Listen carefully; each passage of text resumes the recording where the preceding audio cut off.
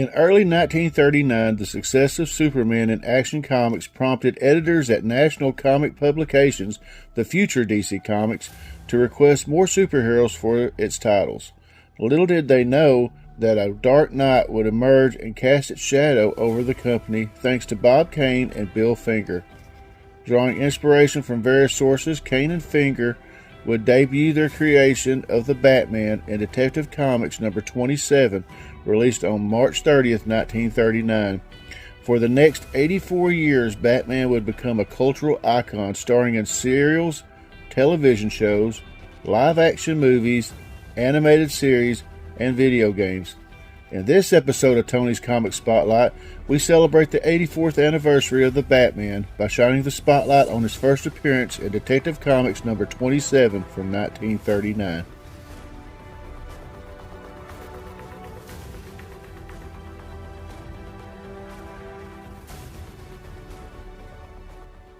The Batman, in The Case of the Chemical Syndicate, written by Bill Finger with art by Bob Kane. Commissioner Gordon relaxes at home, enters his young socialite friend Bruce Wayne. Wayne asks if anything exciting has happened lately, and Gordon explains that a fellow called the Batman is puzzling him. Gordon receives a call that chemical manufacturer Lambert has been found murdered. They have Lambert's son in custody, whose fingerprints were found on the knife. Gordon invites Bruce Wayne to the Lambert mansion with him, and Bruce Wayne says he has nothing better to do. When they arrive at the crime scene, young Lambert insists he is innocent. The lad explains that he arrived home early and saw his father lying on the floor. When he entered the library, he saw a figure escaping out the window. He pulled a knife out of his father's back, and his father's last word was contract.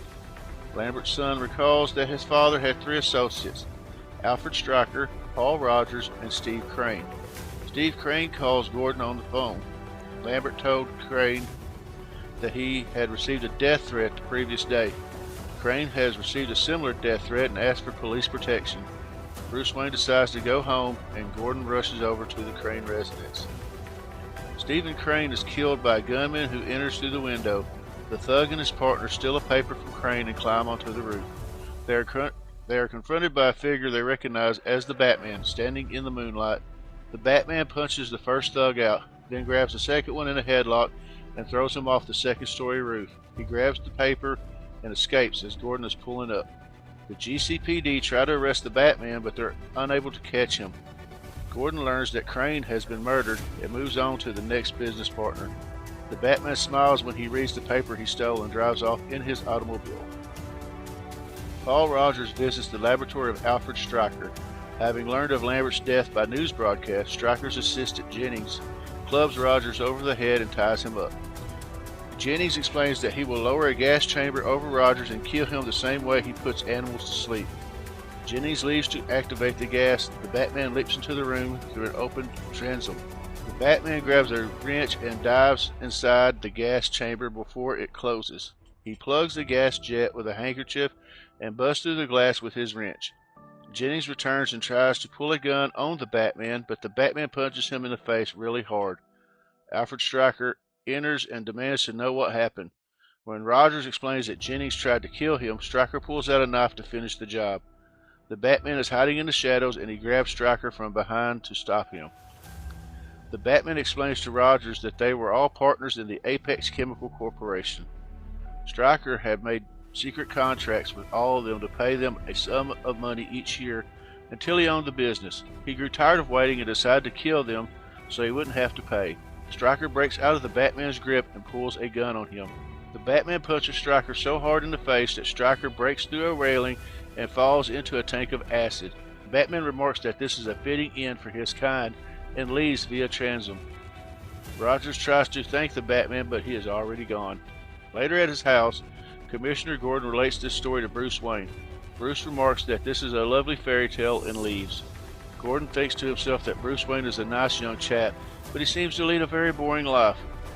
Bruce returns home to Wayne Manor where it is revealed that he is in fact the Batman. Story number 2, Speed Saunders, Killers of Kurdistan.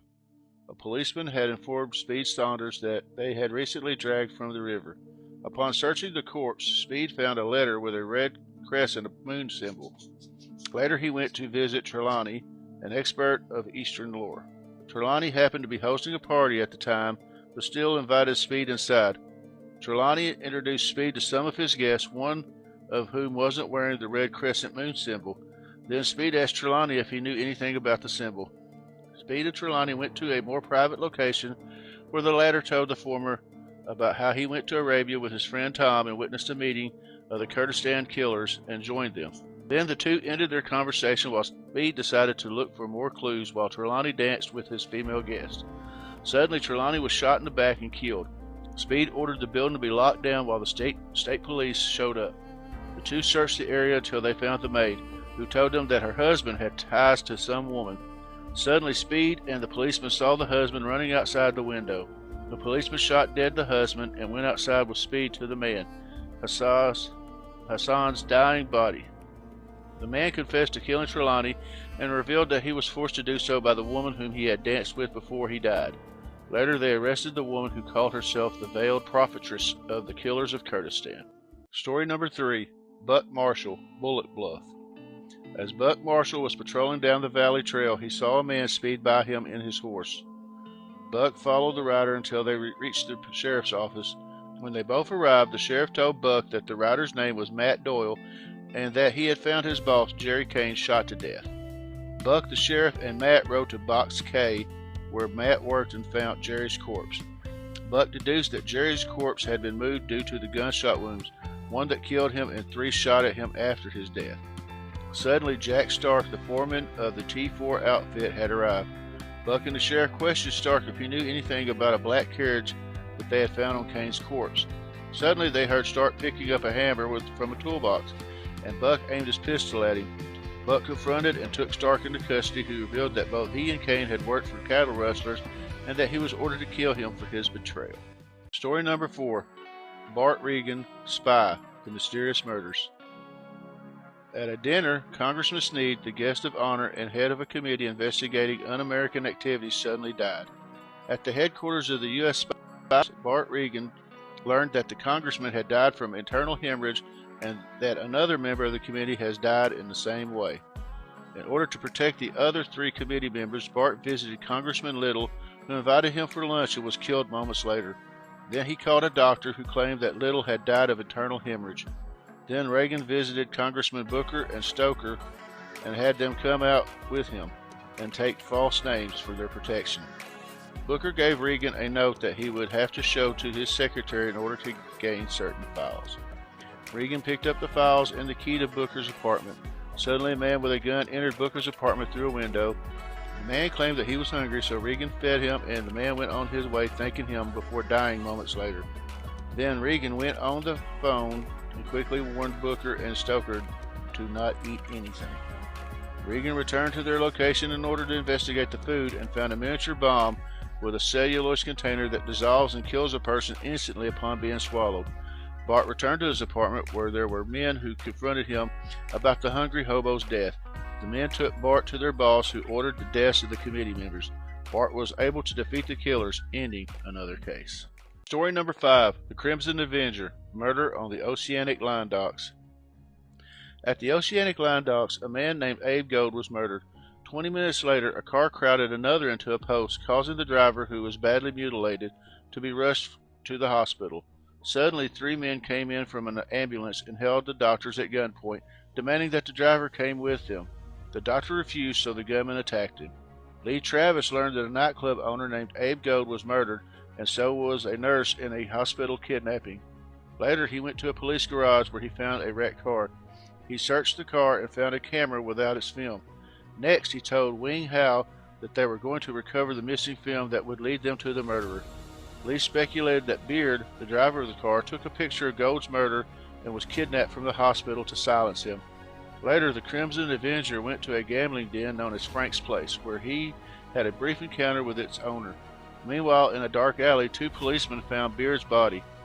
Next, Crimson went to Mike Moran's office, where he encountered its owner.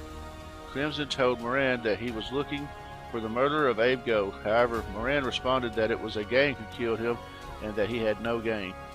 Next, Crimson went to Saul Simon's dog racetrack, where a guard spotted and apprehended him, restrained him, and incarcerated him.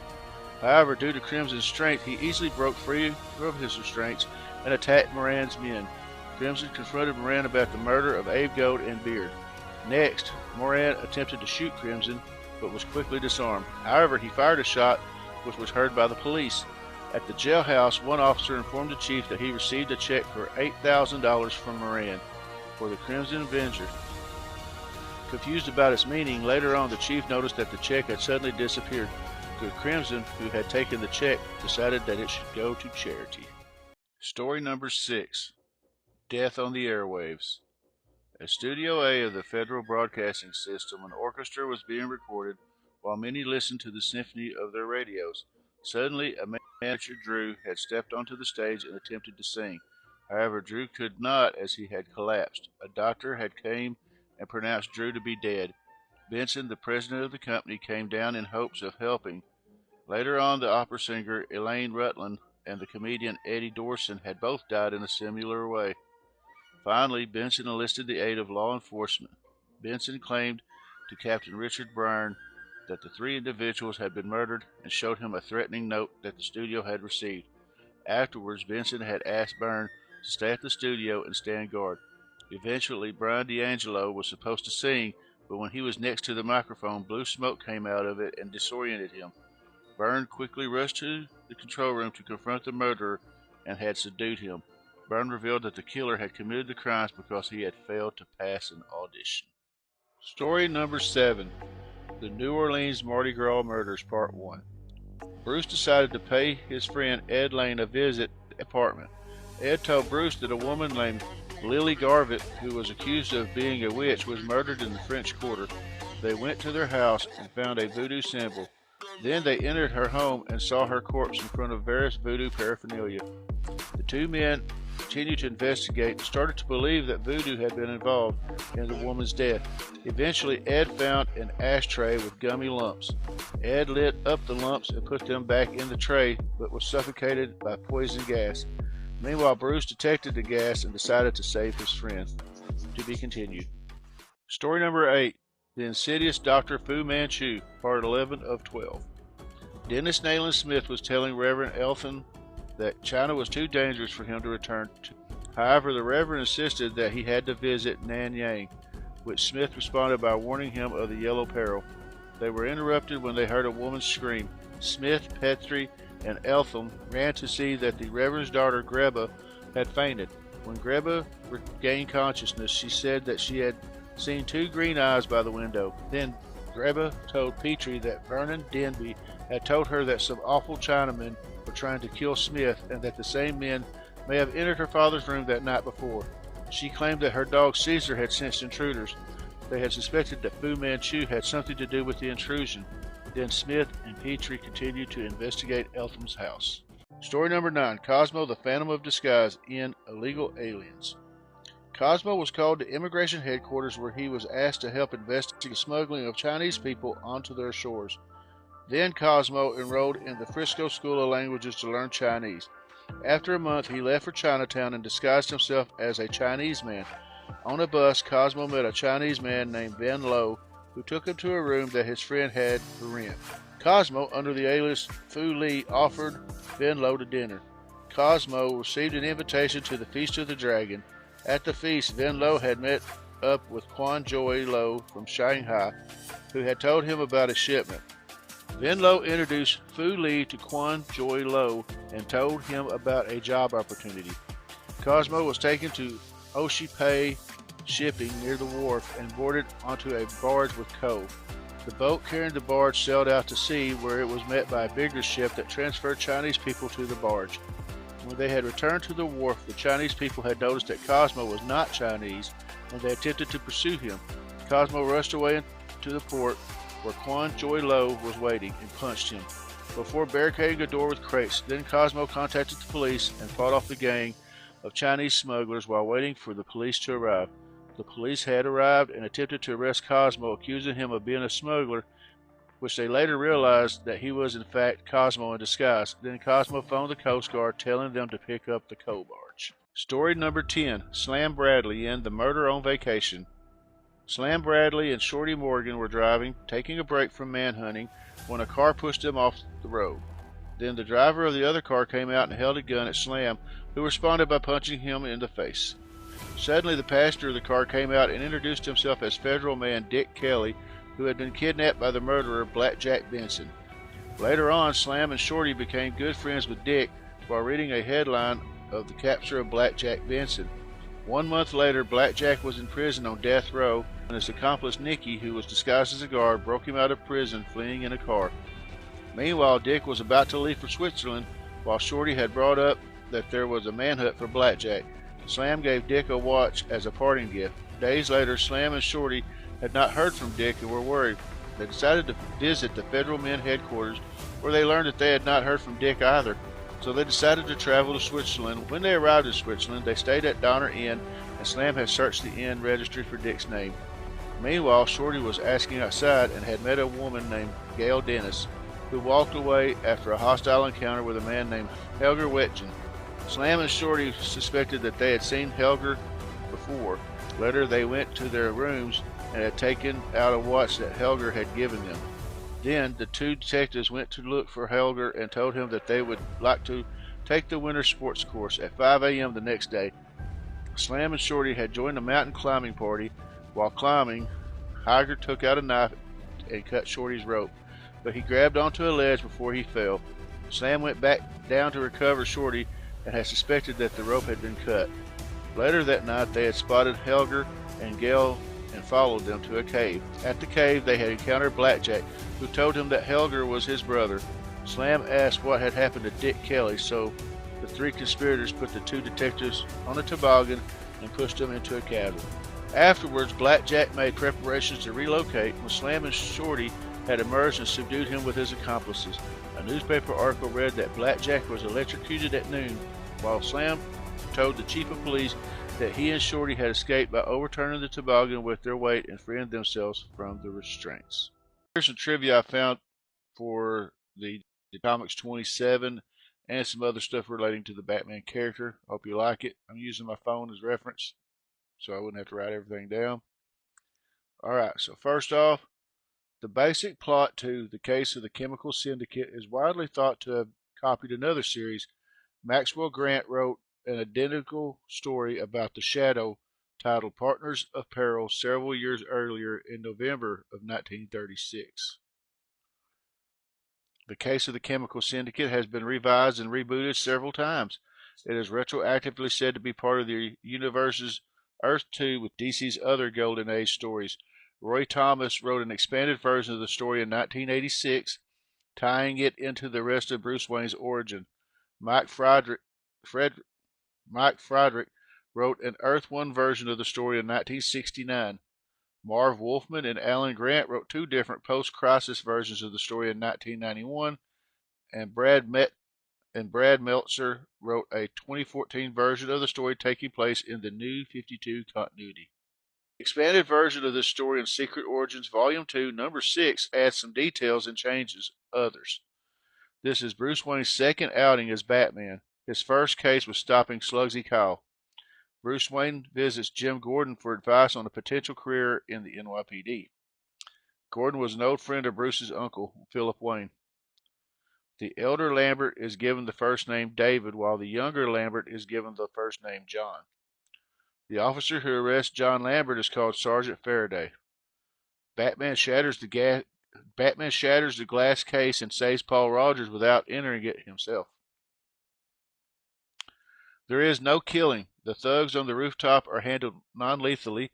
Alfred Stryker was not intentionally pushed into the vats. He escapes and trips over a railing. Batman yells out to caution Stryker, but still utters a fitting end for his kind at the man's death. That retcon version is specifically set in Gotham City rather than New York City. In the original comics, the Batman's home city is not identified until Detective Comics number 33, November 1939, in which it is named New York City. Starting with Batman number 4 in December of 1940, the name Gotham City was adopted. Batman is called the Batman in this issue. This issue shows Bruce Wayne enjoys pipe tobacco. Commissioner Gordon's first name is not yet given. This is Batman's first appearance as well as Commissioner Gordon's, which we do that. Slam Bradley's The Murder on Vacation is reprinted in Detective Comics 80 Years of Batman, the Deluxe Edition. Now, I wanted to put this one in here too because I wanted to give a little credit to Bill Finger. He doesn't get a lot of credit for co-creating Batman, so this is just a little something I found. It says earlier the following year, National Comics' success with the seminal superhero Superman and Action Comics prompted editors to scramble for similar heroes. In response, Kane conceived the Batman. Finger recalled Kane had an idea for a character called Batman, and he'd like me to see the drawings. I went over to Kane's, and he had drawn a character who looked very much like Superman, with kind of reddish tights, I believe, with boots, no gloves, no gauntlets, with a small domino mask, swinging on a rope. He had two stiff wings that were sticking out, looking like bat wings, and under it was a big sign, Batman. Finger offered such suggestions as giving the character a cowl instead of a domino mask, a cape instead of wings, adding gloves, and removing the red sections from the original costume. He later said his suggestions were influenced by Lee Falk's popular The Phantom, a syndicated newspaper comic strip character with which Kane was also familiar, and that he devised the name Bruce Wayne for the character's secret identity. Finger said Bruce Wayne's first name came from Robert Bruce, the Scottish patriot. Wayne, being a playboy, was a man of gentry. I searched for a name that would suggest colonialism. I tried Adams, Hancock, then I thought of Mad Anthony Wayne. Kane, decades later, in his autobiography, described Finger as a contributing force on Batman right from the beginning. I made Batman a superhero vigilante when I first created him. Bill turned him into a scientific detective. Nobleman said Bob Kane showed Batman to editor Vin Sullivan without Bill. Vin promptly wanted to run Batman, and Bob negotiated a deal without including Bill. And it should also be noted that up until 2015, Bill Finger received no credit for creating Batman. He was more of a ghostwriter, and I believe he passed away in 1974. But in 2015, the first two comics that actually credited Bill Finger as a co-creator was Batman and Robin Eternal #3 and Batman Arkham Knight Genesis #3. Those books were the first ones that had an updated acknowledgement of the character appeared as Batman created by Bob Kane and Bill Finger. I hope you enjoyed this little spotlight that we did that took a look at the first appearance of the Batman. If you're enjoying the videos I'm making, please leave a like and subscribe. I want to thank everybody for taking the time to watch these videos. It does mean a lot. I'm almost at 150 subscribers, so the road to 200 subscribers continues. I will be doing a giveaway at 200. I've already got some nice books selected. This weekend on April 1st, if you're in the Jonesboro area, over at B&B Collections, they'll be doing the All Things Nerdy Expo, volume, I believe it's 11. And they're going to have guest Renee Jacobs there from 10 a.m. to 6 p.m. She did the voice of April O'Neil in the original Teenage Mutant Ninja Turtles cartoon series from the 80s, so that should be pretty cool. There's going to be outside vendors, all kinds of stuff. I'll be there with my wife. She's going to be selling her cups and tumblers and whatnot. And then next week, for Tony's Comic Spotlight, I'm going to be doing Uncanny X-Men #1 from 1963, so I hope you like that. And that's all I've got right now. So I hope you enjoyed the show. Thank you for watching. I really do appreciate it. And until then, I'll see you later. God bless. Take care.